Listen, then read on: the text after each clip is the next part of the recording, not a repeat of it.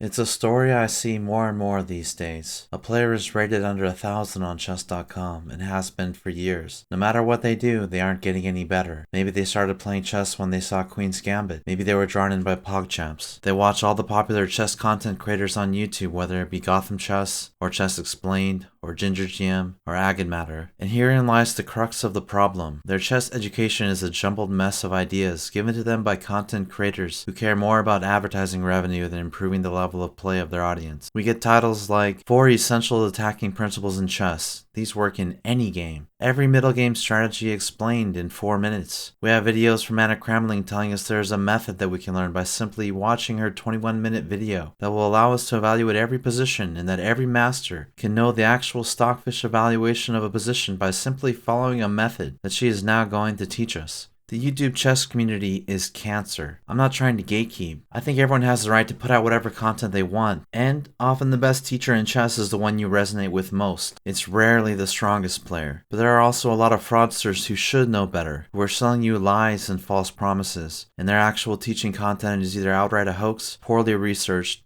or washed up versions of the original lessons that were released over 100 years ago. Think about it. Back in my day, the average tournament player was something like 1500 USCF, and those were the only people playing and trying to study chess. But now you have millions and millions of people hard stuck at sub 1000 ELO who are putting in the same amount of effort at improving. There's only one conclusion you can draw from that. Whatever they are doing, like learning from YouTube videos, is not working. So what does work? What was so different about back in the day before YouTube, before Gotham Chess? Let me take you back into the past. Back to 1925. Aaron Nimzowitsch, after a career in chess, after revolutionizing the chess world with his new concepts, spent years refining his teachings into a book called My System. And then he spent 4 years collecting examples of his theories and expanding on them, elucidating them further in his other book, Chess Praxis. Think about that. Where do you think you're going to get more value? From someone who spent 4 years researching, writing, rewriting, editing, testing, and finally publishing the content you are reading? Or someone who literally just turned on the webcam with no preparation and is rehashing old content in a haphazard fashion for beginners? Whose content will have more accurate moves? Whose content will have a more cohesive message? Whose content was better written? By taking the easy route of watching YouTube videos passively, all you are doing is getting conflicting messages from creators who care more about making the perfect clickbait title and maximizing ad revenue than teaching you anything worth knowing. Because none of these content creators have the resources or time to care about whether what they are producing is actually good to produce results. They don't want to tell you the truth about anything because they know you don't want to hear it. They'd rather teach you some trash gambit because they think they can sell you on the idea that playing it might be fun, and they'll make thousands of dollars in the process. And it's not just a value proposition or bang for the buck. Some of these YouTube content creators are so lazy that they don't even spend 10 minutes going over the games they're analyzing with an engine so that they at least know what is going on in the game. They just turn on the video with minimal effort,